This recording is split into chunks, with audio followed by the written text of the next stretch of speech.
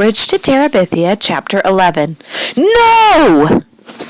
Something whirled around inside Jess's head. He opened his mouth, but it was dry and no words came out. He jerked his head up from one face to the next for someone to help him. Finally, his father spoke, his big, rough hands stroking his wife's hair and his eyes downcast, watching the motion. "They found the Burke girl this morning down in the creek." "No," he said, finding his voice. "Leslie wouldn't drown. She could swim real good." "That old rope you kids been swinging on broke." His father went quietly and relentlessly on. "They think she must have hit her head on something when she fell." "No." He shook his head. "No." His father looked up. "I'm real sorry, boy." "No!" Jess was yelling now. "I don't believe you. You're lying to me." He looked around again wildly for someone to agree. But they all had their heads down except Maybelle, whose eyes were wide with terror. "But Leslie, what if you die?" "No," he said straight at Maybelle. "It's a lie. Leslie ain't dead." He turned around and ran out the door, letting the screen bang sharply against the house. He ran down the gravel to the main road and then started running west away from Washington and Millsburg and the old Perkins place. An approaching car beeped and swerved and beeped again, but he hardly noticed. Leslie, dead?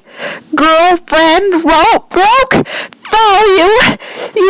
You, the words exploded in his head like corn against the sides of the popper. God, dead, you, Leslie, dead, you. He ran until he was stumbling, but he kept on, afraid to stop, knowing somehow that running was the only thing that could keep Leslie from being dead. It was up to him. He had to keep going. Behind him came the boripity of the pickup, but he couldn't turn around. He tried to run faster, but his father passed him and stopped the pickup just ahead, then jumped out and ran back. He picked Jess up in his arms as though he were a baby. For the first few seconds, Jess kicked and struggled against the strong arms. Then Jess gave himself over to the numbness that was buzzing to be let out from the corner of his brain. He leaned his weight upon the door of the pickup and let his head thud against the window. His father drove stiffly without speaking, though once he cleared his throat as though he were going to say something, but he glanced at Jess and closed his mouth.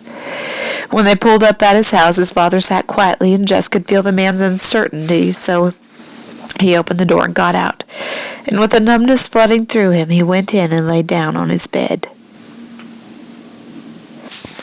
He was awake, jerked suddenly into consciousness in the black stillness of the house. He sat up, stiff and shivering, although he was fully dressed from his windbreaker down to his sneakers.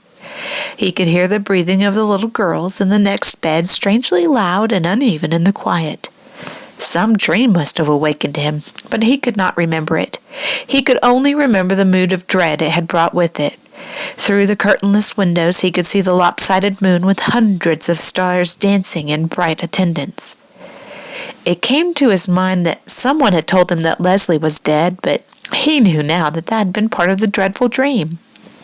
Leslie could not die any more than he himself could die, but the words turned over uneasily in his mind like leaves stirred up by a cold wind. If he got up now and went down to the old Perkins place and knocked on the door, Leslie would come to open it, P.T. jumping at her heels like a star around the moon. It was a beautiful night. Perhaps they could run over the hill and across the fields to the stream and swing themselves into Terabithia. They had never been there in the dark. But there was enough moon for them to find their way into the castle, and he could tell her about his day in Washington, and apologize. It had been so dumb of him not to ask if Leslie could go too. He and Leslie and Miss Edmonds would have had a wonderful day. Different, of course, from the day he and Miss Edmonds had had, but still good, still perfect. Miss Edmonds and Leslie liked each other a lot. It would have been fun to have Leslie along. "I'm really sorry, Leslie." He took off his jacket and sneakers and crawled under the covers. "I was dumb not to think of asking."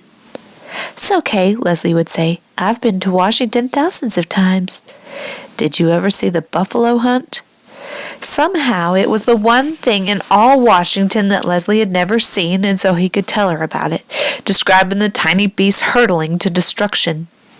His stomach felt suddenly cold. It had something to do with the buffalo, with falling, with death. With the reason he had not remembered to ask if Leslie could go with them to Washington today. "You know something weird? "What?" Leslie asked. "I was scared to come to Terabithia this morning." The coldness threatened to spread up from his stomach. He turned over and lay on it. Perhaps it would be better not to think about Leslie right now. He would go to see her the first thing in the morning and explain everything. He could explain it better in the daytime when he had shaken off the effect of his unremembered nightmare. He put his mind to remembering the day in Washington, working on details of pictures and statues, dredging up the sound of Miss Edmonds's voice, recalling his own exact words and her exact answers. Occasionally, into the corner of his mind's vision would come a sensation of falling, but he pushed it away with the view of another picture or the sound of another conversation. Tomorrow he must share it all with Leslie. The next thing he was aware of was the sun streaming through the window. The little girl's bed was only rumpled covers, and there was movement and quiet talking from the kitchen. "Lord, poor Miss Bessie! He'd forgotten all about her last night, and now it must be late." He felt for his sneakers and shoved his feet over the heels without tying the laces. His mother looked up quickly from the stove at the sound of him. Her face was set for a question, but she just nodded her head at him. The coldness began to come back. "I forgot Miss Bessie." "Your daddy's milking her." "I forgot last night, too." She kept nodding her head. "Your daddy did it for you." But it wasn't an accusation. "You feel like some breakfast?" Maybe that was why his stomach felt so odd. He hadn't had anything to eat since the ice cream Miss Edmonds had bought them at Millsburg on the way home. Brenda and Ellie stared up at him from the table. The little girls turned from their cartoon show at the TV to look at him and then turned quickly back. He sat down on the bench. His mother put a plate full of pancakes in front of him. He couldn't remember the last time she had made pancakes. He doused them with syrup and began to eat. They tasted marvelous. "You don't even care, do you?" Brenda was watching him from across the table. He looked at her puzzled, his mouth full. "If Jimmy Dickens died, I wouldn't be able to eat a bite." The coldness curled up inside of him and flopped over. "Will you shut your mouth, Brenda Aarons?" His mother sprang forward, the pancake turner held threateningly high. "Well, Mama, he's just sitting there eating pancakes like nothing happened. I'd be crying my eyes out." Ellie was looking first at Miss Aarons and then at Brenda. "Boys ain't supposed to cry at times like this, are they, Mama?" "Well, it don't seem right for him to be sitting there eating like a brood sow." "I'm telling you, Brenda, if you don't shut your mouth." He could hear them talking, but they were further away than the memory of the dream. He ate, and he chewed, and he swallowed, and when his mother put 3 more pancakes on his plate, he ate them too.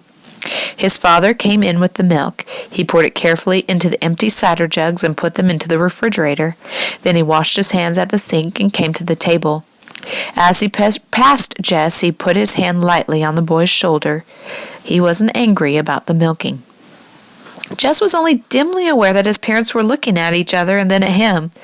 Mrs. Aarons gave Brenda a hard look and gave Mr. Aarons a look which was to say that Brenda was to be kept quiet.